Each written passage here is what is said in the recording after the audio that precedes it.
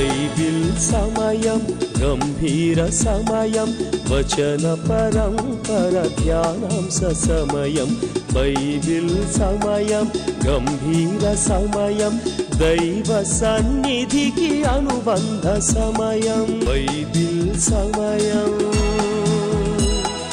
Bible సమయం Bible సమయం Bible సమయం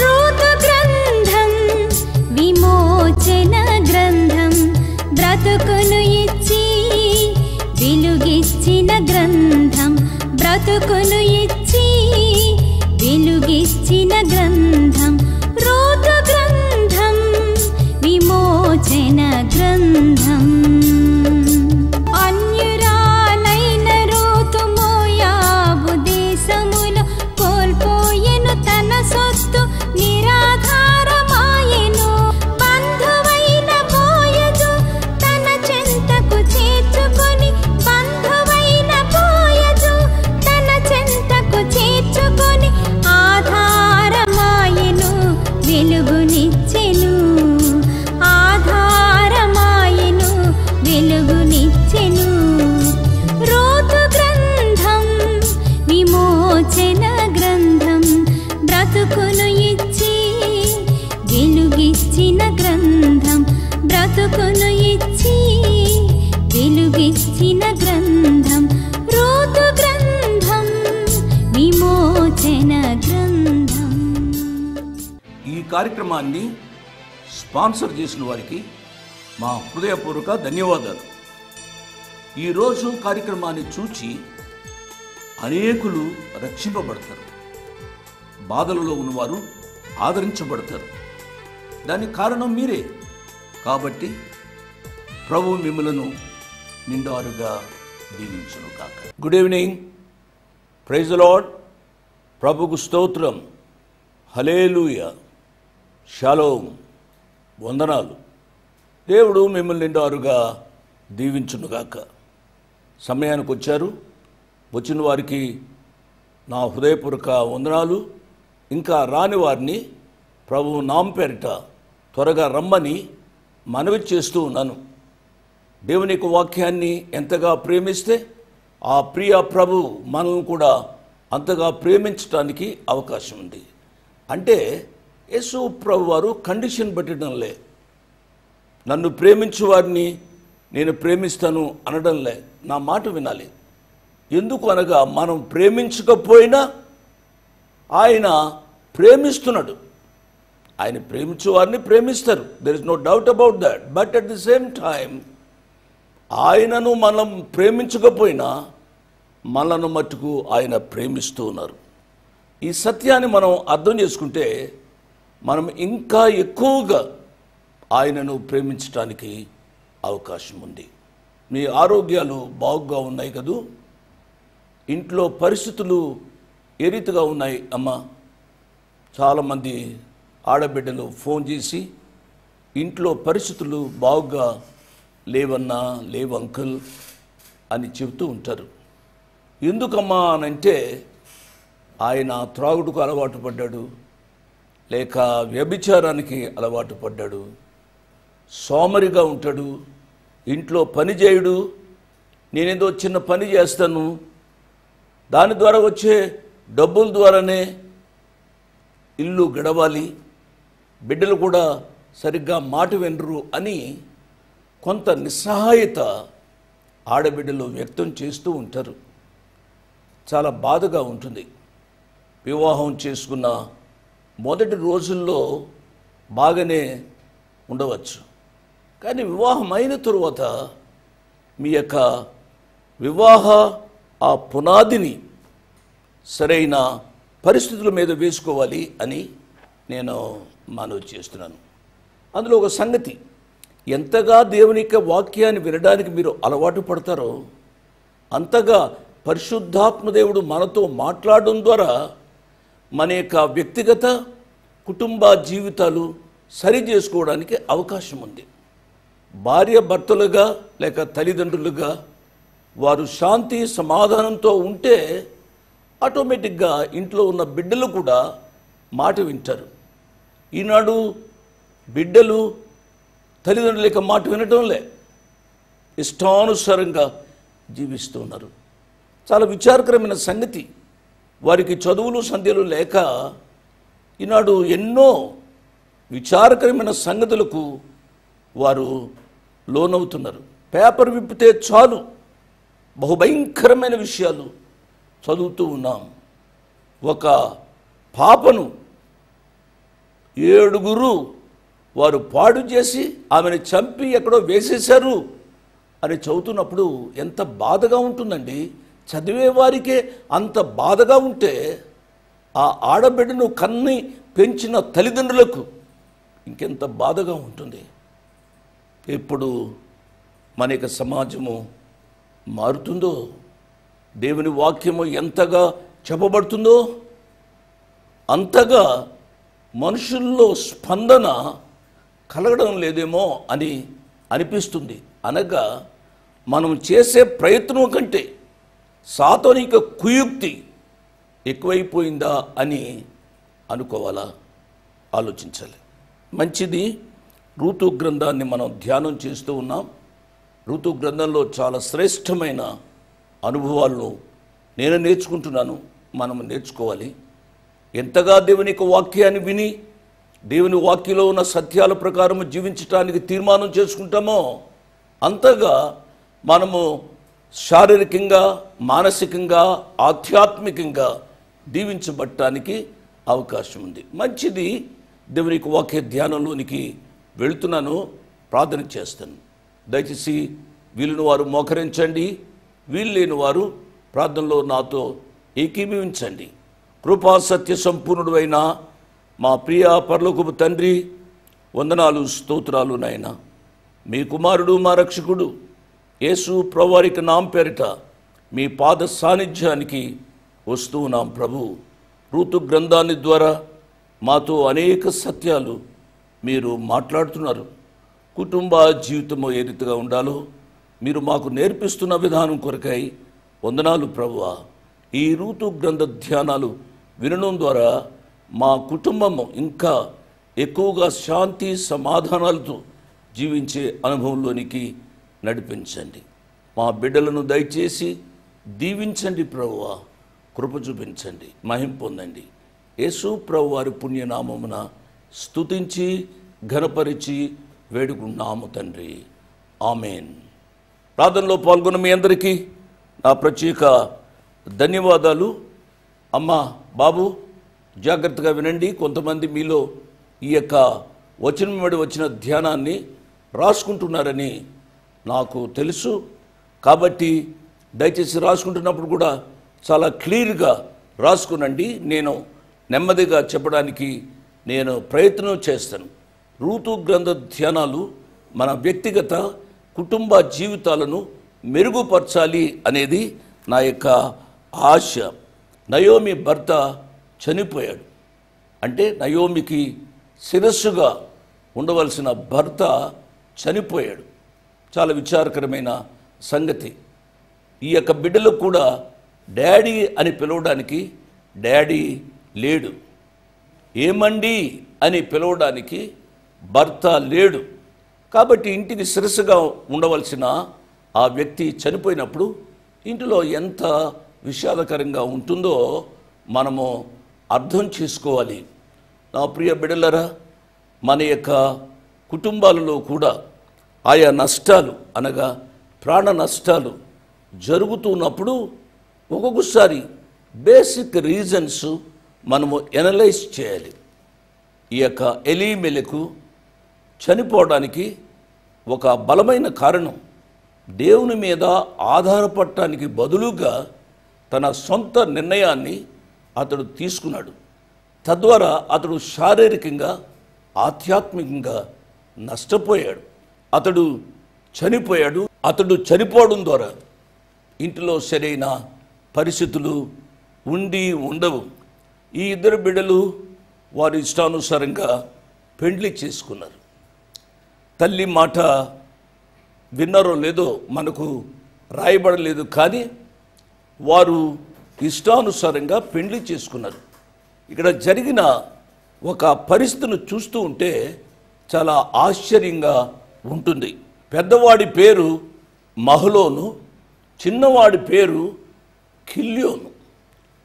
ఇద్దరు బిడ్డలు ఆరోగ్య విషయంలో సరిగ్గా లేరు.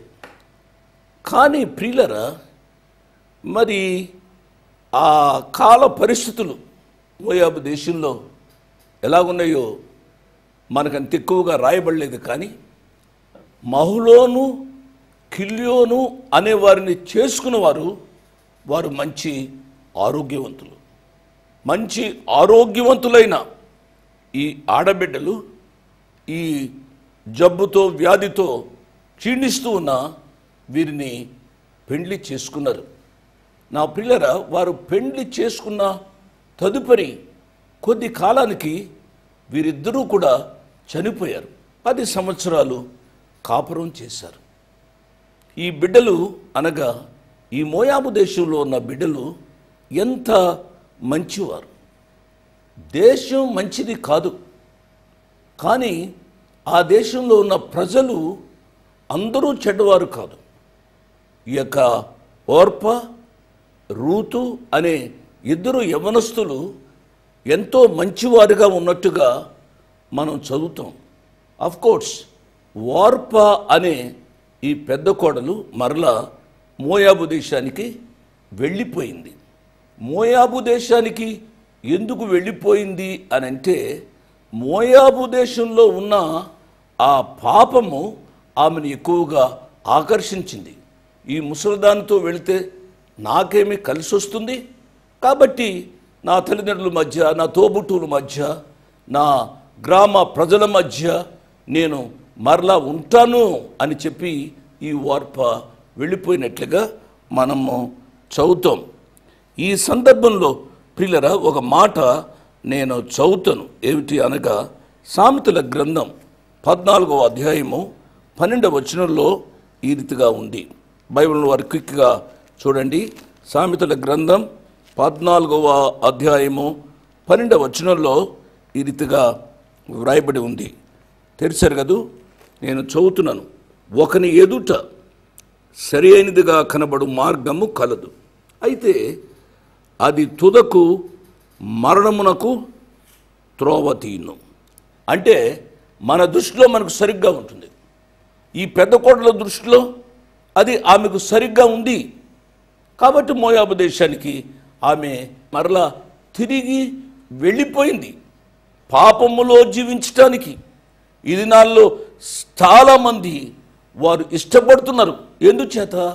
వారు చేసేది వారికి తప్పుగా కనబడటంలే, వారికి సరిగ్గానే కనబడుతుంది.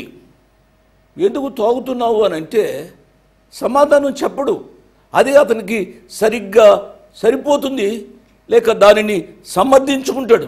మీకేం తెలుసాయా, మా ఇంట్లో ఉన్న పరిస్థితులు నన్ను ఒక త్రాగుబోతుగా తయారు చేశాయి, తిరుగుబోతుగా తయారు చేశాయి అన్నట్టుగా చాలామంది మాట్లాడడం చాలా విచారకరమైన సంగతి. నా ప్రియులరా, ఇక్కడ సామెతల గ్రంథకర్త సొలొమోను రాజు రాస్తూ ఉన్నాడు.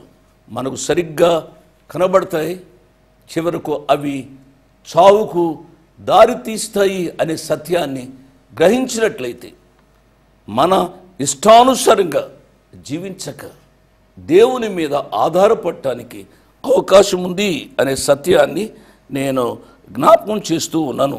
ఆమోసు భక్తుడు ఈ రీతిగా రాశాడు. ఆమోసు గ్రంథం 5వ అధ్యాయము 19వ వచనంలో ఈ రీతిగా ఉంది. చూడండి. ఒకడు సింహమునొద్ద నుండి తప్పించుకొనగా ఎలుగుబంటి ఎదురైనట్టు వాడు ఇంటిలోనికి పోయి గోడ మీద చెయ్యి వేయగా పాము వాని కరుచున్నట్టు ఆ దినము ఉండును. కదూ, కొంతమంది సారా మానేస్తారు. సారా మానివేయడానికి ఈ దినాల్లో కొన్ని పద్ధతులు వచ్చినాయి. ఆ పద్ధతుల ద్వారా త్రాగడం మానేస్తారు. త్రాగడం మానేస్తారు కానీ పొగ త్రాగడం మానరు.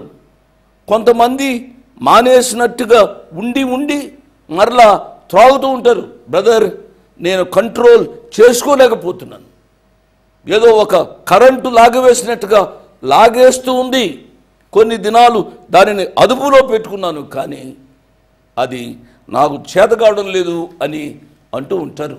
చాలా విచారకరమైన సంగతి. కాబట్టి ప్రియులారా, మన యొక్క జీవితాల్లో మన ఇష్టానుసారంగా జీవిస్తే ఆ జీవితము చాలా నష్టానికి నడిపిస్తుంది, కష్టాలకు నడిపిస్తుంది. పౌలు గారు గలతీ సంఘానికి ఈ రీతిగా రాశారు. గలతీలకు రాసిన పత్రిక 6వ అధ్యాయము 7-8 వచనాల్లో ఈ రీతిగా ఉంది. మోసపోకుడి, దేవుడు వెక్కిరింపబడుడు, మనుషుడు ఏమి విత్తునో ఆ పంటనే కోయను. వాక్యాన్ని వింటున్నా నా ప్రియ బిడ్డలారా, వాక్యాన్ని చెబుతున్నా నా మటుకు నేను, మనము జాగ్రత్తగా ఆలోచించాలి. మనము ఏమి విత్తుతామో అదే పంటను కోస్తాం. చాలా జాగ్రత్తగా వీరి విషయాలు ఆలోచించి దైవ సంబంధమైన విత్తనాలే విత్తాలి. సాతానీయ సంబంధమైన విత్తనాలు విత్తడం ద్వారా అదే పంటను మనము కోస్తాం. కాబట్టి చాలా జాగ్రత్తగా ఉండాలని ప్రభు పక్షంగా నేను మనవి చేస్తూ ఉన్నాను.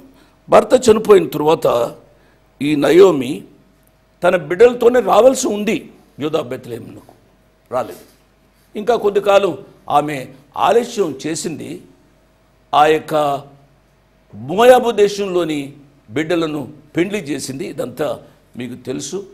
తదుపరి ఆ బిడ్డలు అనగా నయోమి బిడ్డలు ఇద్దరు కూడా చనిపోయారు.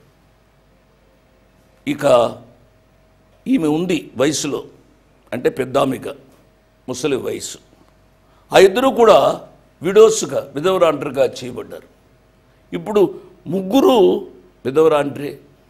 నయోమి పెద్దది, ఓర్ప, రూతు. మీరు ఆలోచించండి, ఆ ఇంటిలో ఏమి సంతోషం ఉంటుంది, ఏమి సమాధానం ఉంటుంది.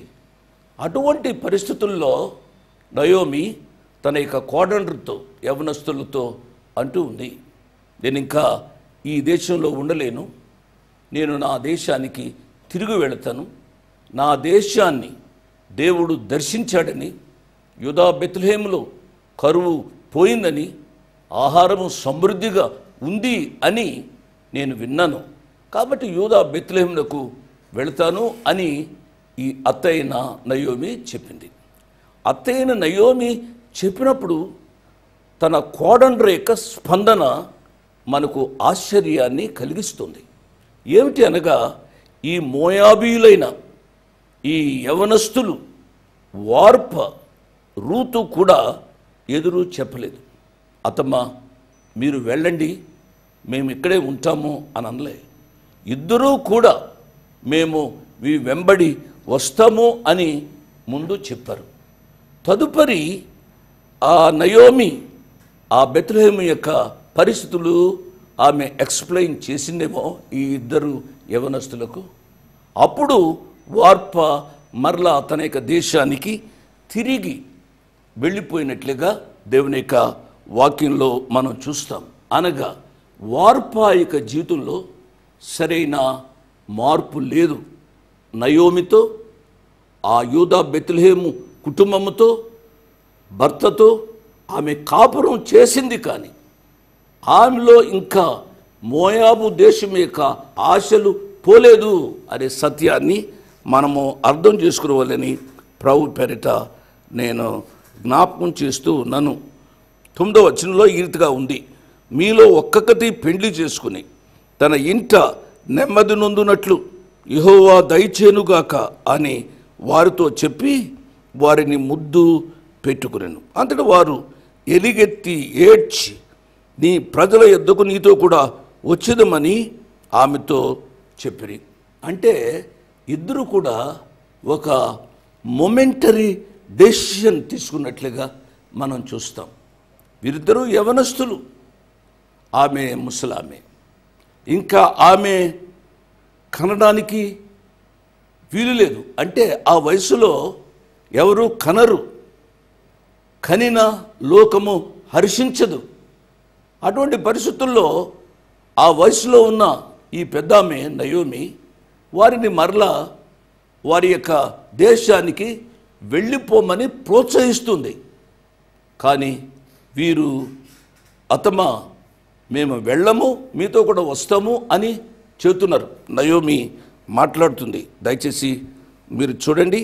నా కుమార్తెలారా, మీరు మరలుడి, నాతో కూడా మీరు రానేలా మిమ్మల్ని పెండి చేసుకున్నట్టుకై ఇంకా కుమారులు నా గర్భమున ఉండురా. నా కుమార్తెలారా, తిరిగి వెళ్ళుడి. నేను పురుషునితో ఉండలేని ముసలిదానను, నాకు నమ్మిక కలదని చెప్పి ఈ రాత్రి పురుషునితో నుండి కుమారులను కనినను. వారు పెద్దవారగు వరకు వారి కొరకు మీరు కనిపెట్టుకుందురా. మీరు వారి కొరకు కనిపెట్టుకుని పురుషులు లేక ఒంటరి కత్తులై ఉందురా. నా కుమార్తెలారా, అది కూడదు. యెహోవా నాకు విరోధి ఆయను. అది మిమ్మను నొప్పించినంత కంటే నన్ను మరి ఎక్కువగా నొప్పించినదని వారితో చెప్పాను. ప్రియులారా, ప్రియ బిడ్డలారా, నయోమి ఆ యొక్క వయసులో బిడ్డలతో అనగా వార్పాతో రూత్తో బాగానే మాట్లాడింది. కానీ ఒక మాట ఇందులో అది చదువుతుంటే మనకే బాధ అవుతుంది. యెహోవా దేవుడు ఎవరికి విరోధి కాదు. ఈమంటుంది యెహోవా నాకు విరోధి ఆయను అని అంటుంది. ఆ యొక్క యూదా బెత్లెహేములో కరువులో ఎంతమంది మనుషులు లేరు? అంతమంది మనుషులు ఉండగా ఈ కుటుంబం ఎందుకు సొంత నిర్ణయం తీసుకుంది? ఆ యూదా బెత్లెహేములో కొంత ఐశ్వర్యంతోడైన బోయజు లేడా? బోయజు దగ్గరికి వెళ్ళి కొంత సహాయము చేయమంటే చేయడా? బోయజే కాదు, ఇంకెంతమంది పేదవారు యూదా బెత్లెహేములో లేరు? ఎలీమెలకు మనం వెళదాము అని అంటే ఈ నయోమి అలా కాదండి, ఎంతోమంది ఈ కరువులో ఉంటున్నారు కదూ, మనం కూడా ఉందాము అని చెప్పవచ్చు కదా. ఇటువంటి నయోమి ఇప్పుడు అంటుంది యెహోవా నాకు విరోధి ఆయన.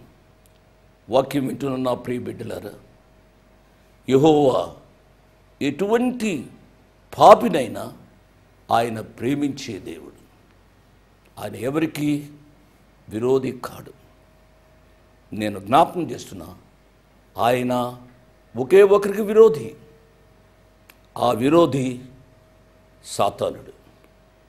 మొట్టమొదటిగా సాతానుడు ఆయనకు మిత్రుడే, కానీ సాతానిక గర్వాన్ని బట్టి అతడు దేవునికి విరోధి అయ్యాడు. ఇంతగా వాక్యము చెప్పబడుతున్నప్పటికీ కూడా దేవుని వాక్యానికి లొంగక నీ ఇష్టానుసారంగా జీవిస్తూ ఉంటే నీవు కూడా దేవునికి విరోధి అవడానికి అవకాశం ఉంది. వీళ్ళు సొంత నిర్ణయం తీసుకున్నారు. ఆ సొంత నిర్ణయము దేవునికి మాకు విరోధము కలుగు చేసింది అని చెప్పి నయోమి గుర్తించి ఉంటే అది బాగుండేది అనే విషయాన్ని నేను జ్ఞాపకం చేస్తూ ఉన్నాను. ప్రియులరా, తీపి బ్రతుకల్లా నయోమి యొక్క జీవితంలో చేదుగా చేయబడినట్లుగా గ్రహించి ఉండవలసి ఉంది. చాలా కుటుంబాలలో స్త్రీలు భక్తిగా ఉంటారు కదూ. వాక్యాన్ని వింటున్నా నా ప్రియ బిడ్డలారా, ఆడబిడ్డలారా, మీలో చాలామంది భక్తిగా ఉంటారు. ఇది సునిమెత్తని హృదయం. దేవుని వాక్యం చెబుతూ ఉన్నప్పుడు దేవుని వాక్యానికి లోబడేది ఆడబిడ్డలు. అఫ్కోర్స్ మీలో కొంతమంది అనవచ్చు, దేవుని వాక్యానికి లోబడినట్టుగానే లోబడింది అవ్వమ్మ, తదుపరి సాతాను మాటలు విని లోకాన్ని పాపంలో నడిపించింది అని మీరు అనవచ్చు. నేను కాదనటం లేదు. ప్రియులారా, ఏ స్త్రీ లోకానికి పాపం తెచ్చిందో అదే స్త్రీ ద్వారా, అంటే అవ్వ ద్వారా కాదు, స్త్రీ ద్వారా మరియమ్మ ద్వారా లోకానికి రక్షణ వచ్చింది అనే సత్యాన్ని మీరు గమనించాలని ప్రభు పేరిట నేను జ్ఞాపకం చేస్తూ ఉన్నాను. ఎప్పుడైతే పరిస్థితులు ఈ రీతిగా వచ్చాయో నయోమి ప్రార్థన చేయవలసి ఉండింది. ఆమె ప్రార్థన చేయలేదు సరిగదా. ఆ పాపభూయిష్టమైన మోయాబు దేశానికి వెళ్ళి కుటుంబాన్ని కోల్పోయింది. చాలా విచారకరమైన సంగతి. ఈ రాత్రి సమయంలో ఇంతవరకు నేను చెప్పింది ఏమిటి అనగా, మన సొంత నిర్ణయాలు చేయకూడదు. కుటుంబంలో భర్త సొంత నిర్ణయం చేసిన భార్య చెప్పాలి, భార్య సొంత నిర్ణయం చేసిన భర్త చెప్పాలి. ఇంటిలో తల్లిదండ్రులు సొంత నిర్ణయాలు చేసిన తెలివితేటలు కలిగిన బిడ్డలు చెప్పాలి. మెట్టుకు కుటుంబము దేవుని యొక్క చేతుల్లోనికి రావాలి. దేవుని చేతుల్లో మనం లేనప్పుడు సాతానుడు కబళించి మన ఆధ్యాత్మిక జీవితాన్ని పాడు చేస్తాడు. మెట్టుకు నయోమి కుటుంబం ఆ రీతిగా తయారైంది. కానీ దేవుని నామానికి స్తోత్రం. నయోమి మరలా బెత్లెహేమునకు వస్తుంది. బెత్లెహేమునకు వచ్చే మార్గ మధ్యంలో ఇక నయోమి తన ఇద్దరు కోడన్రైన ఓర్పాతో రూతుతో మాట్లాడుతుంది. ఈ మాటల్లోని సారాంశాన్ని రేపటి పాఠంలో మనం ధ్యానం చేసుకుందాం. ప్రార్థనాపూర్వకంగా ఎంత ఓపికగా విన్నా మీకు నా హృదయపూర్వక ఆశీస్సులు తెలియజేస్తూ నేను ముగిస్తున్నాను. అమ్మా బాబు, ఈ కార్యక్రమం ఈ రీతిగా నిర్వహించడానికి ఇంతవరకు ప్రభు సహాయం చేస్తున్నారు. ప్రభు మిమ్మల్ని ప్రేరేపించడం ద్వారా మీరు సహాయపడుతున్నారు. ఈ కార్యక్రమం నిర్విఘ్నంగా సాగుతుంది. ముందు కూడా ఈ కార్యక్రమం నిర్విఘ్నంగా సాగేటట్టుగా మీకు తోచింది సహాయపడమని ప్రభు పేరిట నేను మనవి చేస్తున్నాను. ఒక ప్రోగ్రాంకు సహాయపడతాం అంకిల్ అని అంటే ఒక ప్రోగ్రాంకు అయ్యే ఖర్చు 12,000 రూపాయలు అని చెప్తూ నేను ముగిస్తున్నాను. దేవుడు మిమ్మల్ని నిండారుగా దీవించునుగాక. ఆమేన్. అమ్మా, ఈ లోకంలోకి నన్ను నువ్వు తీసుకొని వచ్చావు. నేను ఆకలిలో ఉన్నప్పుడు నువ్వు నాకు అన్నము తినిపించావు. నాకు అనారోగ్యం ఉన్నప్పుడు నన్ను నువ్వు ఎంతగానో జాగ్రత్తగా చూసుకున్నావు. అమ్మా, ఎలా ప్రేమించాలో నువ్వు నాకు నేర్పించావు. అమ్మా, ఎలా జీవించాలో నువ్వు నాకు జీవించి చూపెట్టావు. నీ దగ్గరున్నదంతా నాకు దారపోసావు. అమ్మా,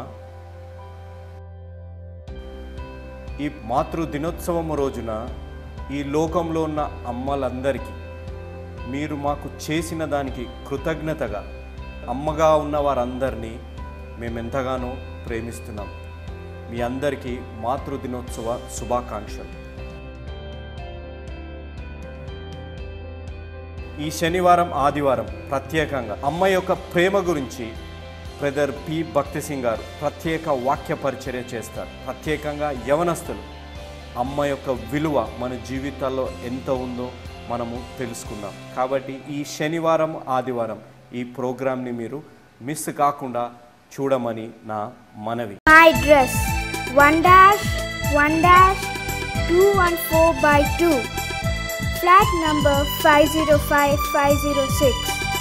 1-1-214/2, flat number 505506. Prithvi Apartments Extension, Vivek Nagar, Chikkarpalli, Hyderabad 20. దేవుడు మిమ్మల్ని నిండారుగా దీవించునుగాక. ఆమేన్.